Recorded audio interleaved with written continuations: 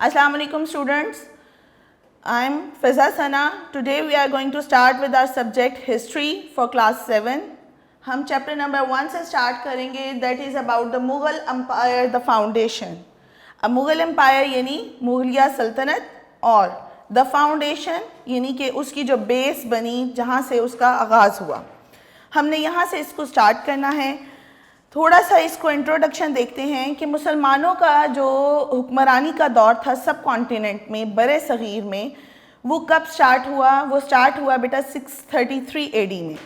मकरान से जो है मुस्लिम सल्तनत का आगाज़ हुआ था, बरे सग़ीर में ये दाखिल हुए और 712 AD में मोहम्मद बिन कासिम सिंध की तरफ से बरे सग़ीर में दाखिल हुए और मुल्तान तक पहुँचे. अब यहाँ पर से हम स्टार्ट लेते हैं और आगे पूरा फिर इनका एक सेंचुरी, एक 100 साला दौर चलता है जो कि एक अजीमुल शान हिस्ट्री है मुसलमानों की दौरे हुकूमत की. ठीक है, यहाँ से अब आगे चलते हैं और स्टार्ट करते हैं from the chapter number 1 and the topic is your Zahiruddin Babar. यानी कि यहाँ पर बेटा ये आपका चैप्टर 1 स्टार्ट हो रहा है और फर्स्ट टॉपिक है आपका ज़हीरुद्दीन बाबर. यहाँ से इसको हम स्टार्ट करेंगे. Muslim rule in the subcontinent began in 633 AD from Makran. In 712 AD, Muhammad bin Qasim entered Sindh and afterwards reached Multan. जैसे कि मैंने आपको बताया कि 633 AD में मुसलमानों की हुक्मरानी का आगाज़ हुआ था बरे सग़ीर में और 712 में 712 में मोहम्मद बिन कासिम सिंध में आए और मुल्तान तक उनका सफ़र जारी रहा. Then Sultan Muhammad Ghaznavi, Sultan Muhammad Shahabuddin, Sultan Qutbuddin Aibak and afterwards Alauddin Khilji and Muhammad bin Tughlaq strengthened Muslim power in their successive terms. आगाज़ कहाँ से हुआ था? आपका मोहम्मद बिन कासिम से और फिर इसके बाद सुल्तान मोहम्मद गज़नवी, सुल्तान मोहम्मद शहाबुद्दीन, सुल्तान कुतुबुद्दीन ऐबक, अलाउद्दीन खिलजी, मोहम्मद बिन तुग़लक़, ये सब अपने अपने दौर में आते रहे और मुसलमानों की हुक्मरानी को बरे सग़ीर में स्ट्रेंथन करते रहे, मजबूत करते रहे. This continued through regimes of different families और ये सिलसिला मुख्तलिफ फैमिलीज़ के रिजीम्स दौर में चलता रहा. कहीं पर थोड़ा डाउनफॉल आया, कहीं फिर आकर उन्होंने मुसलमानों ने अपनी हुकूमत को संभाल लिया और ये सिलसिला इसी तरह चलता रहा. इसी सिलसिले की एक कड़ी है जो कि हैं ज़हीरुद्दीन मोहम्मद बाबर. इन 1526 AD Zahiruddin Mohammad Babar defeated Sultan Ibrahim Lodi and founded Mughal empire. Zahiruddin Babar ने सुल्तान इब्राहिम लोदी को शिकस्त दी और मुग़लिया सल्तनत का आगाज़ किया. Babar was born in Fergana now in Uzbekistan in 1483 AD. Babar, ये आपका शॉर्ट क्वेश्चन भी है कि बाबर कहाँ पैदा हुए? फरगाना में, जिसको आज आप उज़्बेकिस्तान के नाम से जानते हैं. इन 1483 AD. His father Umar Sheikh Mirza was the ruler of Fergana. He was a Chogtai Turk and belonged to the stock of Amir Taimur. Zahiruddin Babar के जो फादर थे, वालिद थे, उनका नाम था उमर शेख मिर्ज़ा और वो कौन थे? फरगाना के हुक्मरान थे और उनका ताल्लुक़ चुगताई तुर्क से था. तुर्किश जो एक डाली के आता है फैमिली सिलसिला आ रहा है, चुगताई तुर्क से उनका ताल्लुक़ था और पीछे से उनका सिलसिला जो मिलता था वो अमीर तैमूर से मिलता था. Babar's mother कतलाक Nigar Khanam, daughter of the ruler of Kashgar Yunus Khan, was descendant of Mongol chief Changez Khan. अब यहाँ पे ज़रा गौर करने की बात है कि ज़हीरुद्दीन बाबर के वालिद और वालदा, इन दोनों का अगर हम शजर नसब देखते हैं, यानी कि वालिद के भी बैकग्राउंड और वालदा की भी, वो अपनी जगह पर बहुत अजीम एक पूरी अपनी शान और शौकत अपने हिस्ट्री में लेकर आ रहे हैं. उनके आबाओ अजदाद भी अपने दौर के बहुत बेहतरीन हुक्मरान गुजरे हैं. इसी तरह उनकी वालदा भी, जिनके फादर जो थे वो काशगर यूनुस खान थे, जो कि चंगेज़ खान के डिसेंडेंट रहे हैं, यानी बाद में आने वाले हुक्मरान रहे हैं. So by descent, Babur was scion of two famous rulers of Central Asia. अब वो कहते हैं कि डिसेंडेंट है, यानी कि आपके बाबर के अंदर ये फिर एक अबाई उसके अंदर से ये खासियत उसके अंदर शामिल हुई कि वो सेंट्रल एशिया के बेहतरीन हुक्मरानों के ख़ानदानों में पैदा हुआ. He inherited the power of Mongols and bravery and courage of Turk. اور اس کو وراثت میں کیا ملا؟ منگولوں کی جو ہے وہ طاقت، پاور، اور ترکس کی کریج، جرت. Babar is a word of Turkish language which means lion. یہ بھی آپ کا شارٹ کوسچن بھی ہے اور ایم سی کیوز بھی ہے. بابر جو ورڈ ہے، نام بابر، یہ ترکش ورڈ ہے اور اس کا مطلب ہے لائن، شیر. Early life, Babar's father paid particular attention to the education and upbringing of his son. اب early life میں ہم کیا دیکھیں گے کہ بیسیکلی اس کا براٹ اپ کیسے ہوا، ٹھیک ہے، ان کو کس طرح سے ان کو ابتدائی تعلیم دی گئی. دیکھیں ایک بڑی اچھی جرت مندانہ طاقتور فیملی کے اندر وہ پیدا ہوئے تو ان کا پھر براٹ اپ بھی کچھ اسی لیول پہ تھا. He taught Babar the knowledge and literature of Persian. سب سے پہلے تو ان کی ادبی جو ہے نالج کے اوپر فوکس کیا گیا کہ وہ تعلیم حاصل کریں، علم حاصل کریں، اور اس کے لیے انہوں نے ان لٹریچر پر فوکس کیا، پرشین لٹریچر کے اوپر، فارسی لٹریچر، فارسی ادب کا ان کو بہت سا نالج دیا گیا. عربک اینڈ ترک لینگویجز ایز ویل، اس کے علاوہ ان کو عربک، عربی اور ترک کی جو زبانیں تھیں ان کے اوپر بھی ان کو کافی عبور حاصل کروایا گیا. In personal grooming, he was greatly indebted to his maternal grandmother and mother. اب یہاں پہ تو بات ختم ہو گئی تھی کہ جو ان کو ادب دینا تھا، تعلیم دینی تھی، علم دینا تھا. اس کی بات بیٹا جو آپ کے مغلیہ دور میں جتنے بھی آپ کے حکمران گزرے ہیں ان کی پرسنل ایبیلٹیز کو بلڈ کرنا ہوتا ہے کہ آپ کی پرسنالٹی آپ کی شخصیت میں ابھار آئے، آپ ایک وقار شخصیت سامنے آئے. اور اس وقار کو قائم کرنے میں وہ کہتے ہیں کہ ان کی نانی اماں، میٹرنل گرینڈ مدر اور مدر، یعنی کہ ماں کی طرف سے جو ان کی گرینڈ مدر تھی یعنی نانی تھیں، انہوں نے اور ان کی والدہ نے ان کی پرسنل گرومنگ میں ان کا بہت ساتھ دیا. Babar noted in his autobiography Tuzke Babri that he learned courage and self-confidence in hard times from these two women. اب یہاں پہ ایک ورڈ یوز ہوا ہے آٹوبایوگرافی. آٹوبایوگرافی کا مطلب یہ ہوتا ہے کہ کوئی شخص اپنی داستان خود لکھے، اپنی زندگی کے حالات، اپنی زندگی کے بارے میں ہر چیز وہ خود ڈیٹیل میں لکھے، اس کو ہم کہتے ہیں آٹوبایوگرافی. تو بابر نے جو اپنی زندگی کے حالات، اپنی سٹوری لکھی ہے، تزکے بابری اس کا نام ہے. یہ بھی آپ کا ایم سی کیوز بھی ہے اور شارٹ کوسچن بھی ہے. اس نے اس کے اندر ڈیٹیل میں لکھا ہے کہ اس نے اپنی ان دو خواتین، کون سی دو خواتین؟ اپنی نانی اور اپنی والدہ، ان سے اس نے جرت بھی سیکھی ہے، سیلف کانفیڈنس سیکھا ہے کہ ہارڈ ٹائمز کے اندر اس نے کس طریقے سے اپنے اوپر اعتماد کرنا ہے اور جرت مندانہ انداز سے مشکل وقت کو جھیلنا ہے. Babar was brought up in scenic mountain regions, so his love for nature and natural beauty was inherent. کیونکہ بابر کا براٹ اپ جو تھا وہ ایک پہاڑی علاقے میں ہوا، بڑے خوبصورت منظر رکھتے ہوئے پہاڑی نظارے تھے جس کے اندر وہ پیدا ہوا، وہیں اس کی زندگی گزری. تو ایک قدرت سے جو اس کا پیار تھا، ایک نیچرل بیوٹی کی طرف جو اس کا انہیریٹڈ تھا کہ وہ اس کو انہیریٹنس میں ملا ہوا تھا، کیونکہ اس کا علاقہ اتنا خوبصورت تھا. اتنے خوبصورت پہاڑی علاقوں میں اتنے خوبصورت منظر دیکھتے ہوئے قدرت سے قریب ترین اس نے اپنی بچپن گزارا. تو اس کے اندر ایک قدرت سے پیار ایک نیچرل فیکٹ تھا جو اس کی پرسنالٹی کے اندر بلٹ ان تھا. In early age he excelled in arts of warfare like swordmanship, archery and horse riding. بہت ہی چھوٹی عمر میں اس نے بہت سے جنگ کے جو ہے طریقہ کار وہ سیکھ لیے تھے، فن سیکھ لیا تھا. کون سا فن؟ جیسے کہ تلوار بازی، تیر اندازی اور اس کے علاوہ گھڑ سواری. یہ سب جو ہیں یہ اس نے بہت بچپن میں ہی اپنی تربیت کے اندر ان تمام فن کو سیکھ لیا تھا، ان تمام آرٹس کو سیکھ لیا تھا. وارفیئر کہتے ہیں جنگ کے اندر جو آپ کی قابلیت ہوتی ہے، صلاحیتیں ہوتی ہیں، ان کو اس نے بہت اچھے طریقے سے سیکھا. یہاں پہ اس کی ارلی لائف بھی ختم ہو گئی. اب آ جاتے ہیں لٹریری ٹیسٹ کے اوپر، یعنی ادبی اس کا جو پسند تھی وہ کیا تھی. Babar was a competent man of letters and also an appealing poet. He had a complete grip on Turkish and Persian languages. ایک بہت ہی ادبی شخصیت تھی اور ایک بہت خوبصورت شاعر تھا، یعنی کہ اثر انداز کرنے والی شاعری کیا کرتا تھا.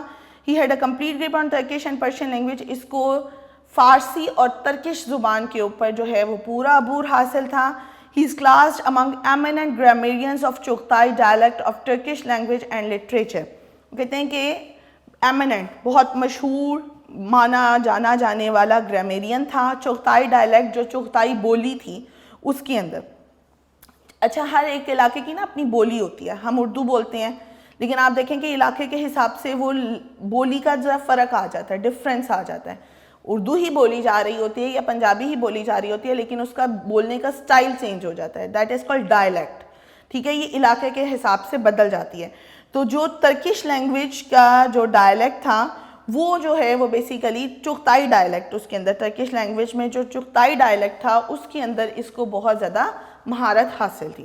His autobiography تو اس کے Babri is considered an excellent piece of literature. یہاں تک کہ جو اس نے اپنی آٹو بایوگرافی لکھی ہے جو کہ ہے تو اس کے بابری, وہ بھی آج کے دور میں آپ کو ادبی ایک ماسٹر پیس نظر آتا ہے کہ ایک شاہکار ہے جو اس دور کی لٹریچر کو, ادب کو شو کرتا ہے.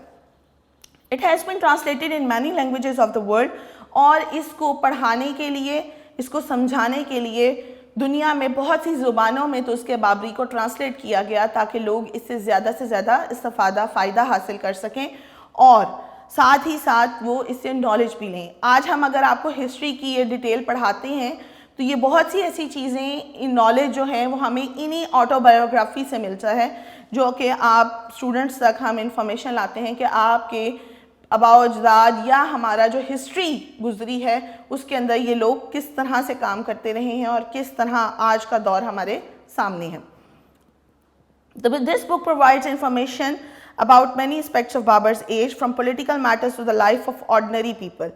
اس کتاب سے ہمیں بہت سی انفارمیشن ملتی ہے اس وقت کے بابر کی ایج کے مطابق کی کہ کس طرح سے وہ پولیٹیکل میٹرز کو حل کرتا تھا, سیاسی مسائل کو, کیونکہ آنے والے وقت میں اس نے ایک پوری حکومت کی باغ دوڑ سنبھالنی تھی تو لہٰذا اس کے جتنی بھی پولیٹیکل میٹرز چلتے تھے وہ بھی اس کتاب میں بہت ڈیٹیل بتائے گئے. اور ساتھ میں as a ordinary people, ordinary انسان کے طور پہ اس کی لائف کیسی تھی وہ بھی اس میں ڈیٹیل میں ہے. Knowledge of Babar about sub continent is amazing. وہ کہتے ہیں کہ اگر ہم سب کانٹیننٹ میں برِ صغیر میں بابر کے بارے میں علم دیکھیں, اس کے بارے میں نالج حاصل کریں تو وہ ہمیں ایک بہت ہی امیزنگ نالج پرووائڈ کرتا ہے. اس کے بعد بیٹا آ جاتی ہے اس کی پریکٹیکل لائف. اب لازم بات ہے بچپن گزر گیا, آپ نے ادب بھی سیکھ لیا اور آپ نے بہت سی نالج اپنے آباء و اجداد سے سیکھی, اپنے بڑوں سے سیکھ لی. اب اس کو امپلیمنٹ کرنے کا ٹائم آیا اور یہ کچھ جلدی آ گیا. ابھی بابر صرف 11 سال کا تھا کہ اس کے فادر کی ڈیتھ ہو گئی. In 1494 AD, when Babur was 11 years old, his father passed away. He had to bear the administrative responsibilities of the state. اور ابھی 11 سال کی عمر میں ہی اس کو پوری کے پوری سلطنت کے تمام انتظامی معاملات, حکومتی معاملات سنبھالنے پڑے. This was the starting point of his practical life. اور یہاں پر جب باپ کا سایہ سر سے اٹھ گیا تو اب اس کو اندازہ ہوا کہ یہاں پہ اب میری ایک پریکٹیکل لائف شروع ہو گئی ہے جہاں میں نے اپنی پرسنل ابیلیٹیز کے ساتھ ساتھ اپنی عوام, اپنی رعایا, اپنی حکومت کے معاملات کو بھی لے کر چلنا ہے. His all practical life can be divided into 2 parts. اب پریکٹیکل لائف کی جو ہے اس کی بیٹا وہ بھی 2 حصوں میں تقسیم ہوتی ہے. ہم اس کو 2 parts میں دیکھتے ہیں. He was struggling to get his political position recognized in Asia. First part کیا تھا کہ وہ اپنی پوزیشن سینٹرل ایشیا میں اپنے آبائی علاقے میں منوانا چاہ رہا تھا. سیکنڈ میں اس نے کیا کیا, جب مسلسل کوششوں کے بعد وہ فیل ہوتا رہا, ہم ڈیٹیل میں آگے دیکھیں گے کہ کیا ہوا تھا اور کس طرح سے وہ فیلئر جو ہے وہ مسلسل وہ فیل ہوتا رہا. اس کے بعد اس نے اپنا سیکنڈ پارٹ پریکٹیکل لائف کا شروع کیا جس میں اس نے انڈیا میں سب کانٹیننٹ میں اپنی حکومت قائم کی. ہاں جی, اب آگے دیکھتے ہیں ہم excursions of Babur in Central Asia. Now the first part starts, جو اس کی پریکٹیکل لائف کا پہلا پارٹ ہے excursions of Babur in Central Asia, وہ سٹارٹ ہوتا ہے. اس کو دیکھتے ہیں کہ اس نے کس طرح سے اپنی پریکٹیکل لائف میں انتظامی زندگی کو اس نے سٹارٹ کیا. In the era of Babur, there were only 2 important political rivals in Central Asia. جب بابر کا دور شروع ہوا حکومت کا تو اس وقت سینٹرل ایشیا میں جو 2 بڑے امپورٹنٹ رائیولز, دشمن اس کے تھے, یعنی کہ اس کے اپوزیشن میں حکمران بیٹھے ہوئے تھے سامنے. ٹھیک ہے, وہ کون سے تھے؟ One was the king of Iran and other Shaibani Khan. ایک تو جو آپ کا ایران کا بادشاہ تھے وہ، اور دوسرا شیبانی خان. یہ دو بہت امپورٹنٹ پرسنالٹیز ہیں جو کہ اس دور میں ایک بہت بڑے دشمن کی حیثیت سے بابر کے سامنے کھڑی تھیں. ان دا 10th جنریشن فرام چنگیز خان، جن کا تعلق جو ہے وہ چنگیز خان کی نسل سے تھا، 10th جنریشن میں سے 10ویں نسل میں سے تھا. He founded a great empire in Central Asia which lasted from 1500 AD to 1598 AD. Babur had continuous fierce battles with Shaybani Khan during his stay there. ایک بہت بڑی سینٹرل ایشیا کے اندر اس نے اپنی سلطنت قائم کی، جس کا دور جو ہے وہ 1500 AD سے لے کے 1598 AD تک رہا. اس دوران میں شیبانی خان کے ساتھ اس کی بہت خطرناک قسم کی جنگیں مسلسل چلتی رہیں اور پھر بھی اس کا دور حکومت چلتا رہا. اسی حکومت کے دوران میں اس نے سمرقند کو حاصل کرنے کے لیے بہت سی کوششیں کی. آگے آپ کا وہی ٹاپک شروع ہے، attempt to conquer Samarkand. Samarkand once of the, اب کیا وجہ تھی سمرقند کے اوپر جو ہے وہ اٹیمپٹس کرنے کی، اس کو بار بار حاصل کرنے کی کوشش کرنے کی؟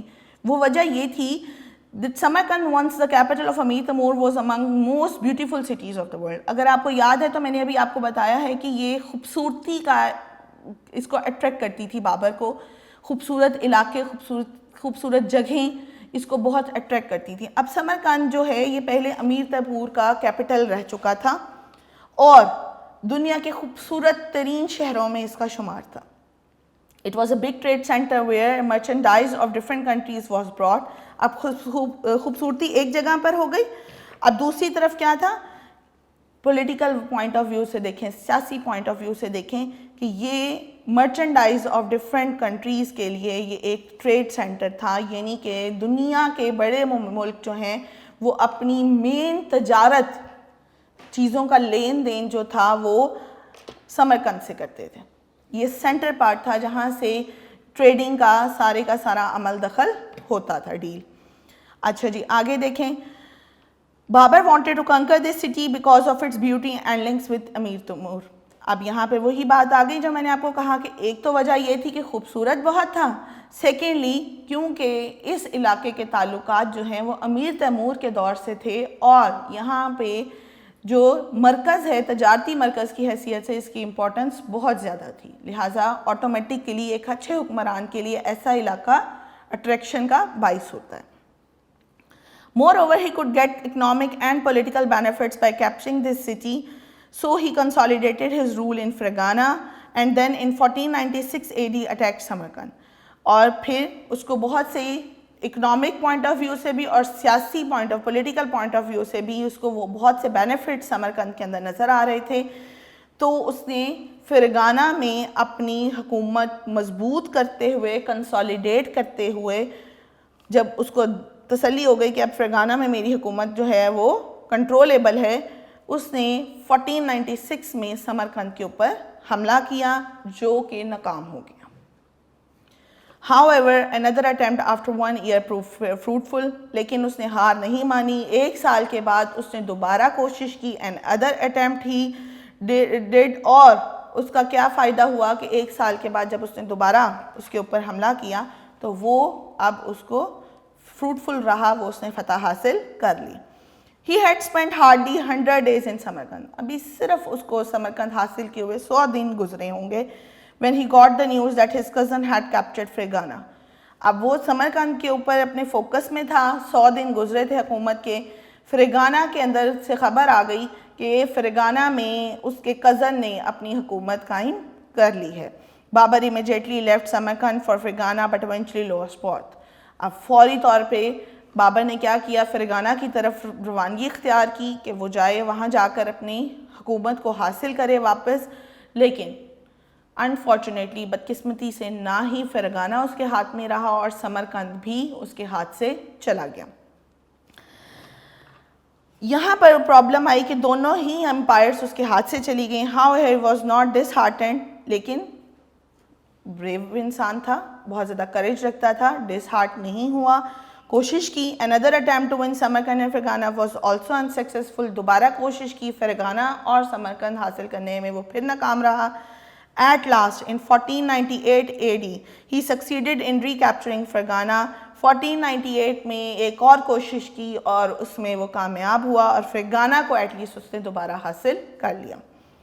Those days Shaibani Khan had annexed Samarkand, اور اسی دوران میں شیبانی خان جو کہ اس کا پرانا رائیول چلا آ رہا تھا, اس نے کیا کیا, سمرقند کو اپنی سلطنت کے ساتھ جوڑ لیا, اینیکس کر لیا.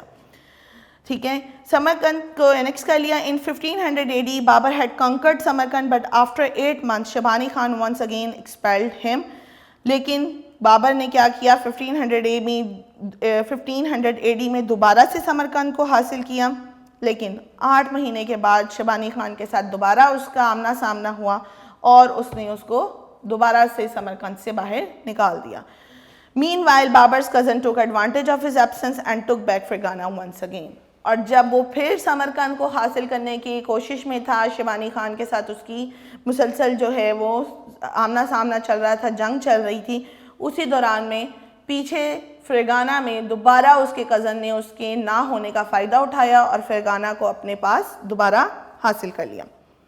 یہاں پہ تو اب ایک دفعہ سے اس کا جو رول ہے وہ فرسٹ پارٹ جو ہے وہ آپ کو سمجھ میں آتا ہے کہ یہاں پر وہ ختم ہو رہا ہے.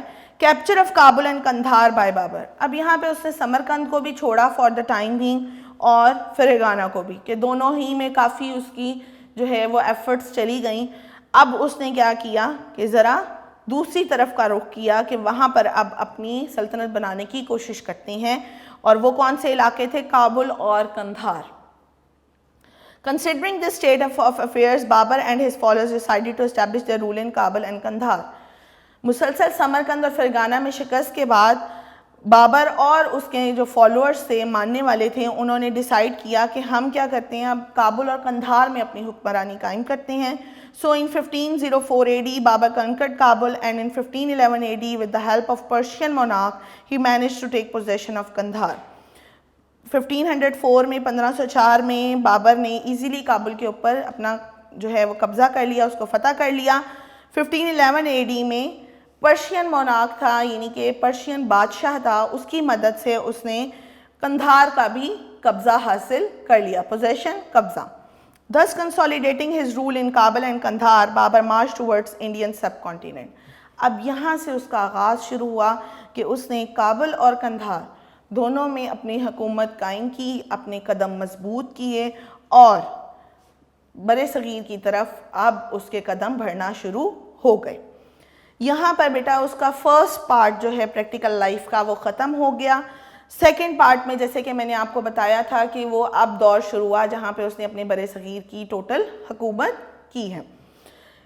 اب یہاں پہ وہ بتاتا ہے reasons of Babur's attack on Indian subcontinent. کیا ریزنز تھے کہ بابر کو انڈین سب کانٹیننٹ کے اندر اتنا زیادہ انٹرسٹ ڈیولپ ہونے لگا؟ تو اس کو بیٹا ہم پورا ڈیٹیل میں دیکھیں گے, یہ آپ کا لانگ کوسچن 1 بنتا ہے, تو اس کو ہم نیکسٹ لیکچر میں یعنی اپنے لیکچر نمبر 2 کے اندر ڈیٹیل میں اس ٹاپک کو لے کے جائیں گے. فی الحال جہاں تک ہم نے پڑھا ہے اس کو آپ نے MCQs اور شارٹ کوسچنز بہت سارے ہیں جو میں بیچ میں کچھ آپ کو ہائی لائٹ بھی کروائے ہیں, باقی آپ کے اگر آپ یہ دیکھیں تو یہ نوٹس میں گیون ہیں سٹارٹنگ کے, ان کو آپ نے دیکھ لینا ہے. یہ بہت سے ہیں شارٹ کوسچن سٹارٹ کے, ایٹ لیسٹ میرے سامنے جو نظر آ رہے ہیں وہ مجھے 10 شارٹ کوسچنز جو ہیں وہ پتہ چل رہے ہیں کہ ہم لوگوں نے کور کر لی ہیں. سو اب آپ نے ان کو دیکھتے ہوئے MCQs اور یہ شارٹ کوسچنز جو ہیں وہ کرنے ہیں. انشاءاللہ نیکسٹ لیکچر میں ہم نیکسٹ ٹاپک کو لے کے چلیں گے. ٹل دین اللہ حافظ.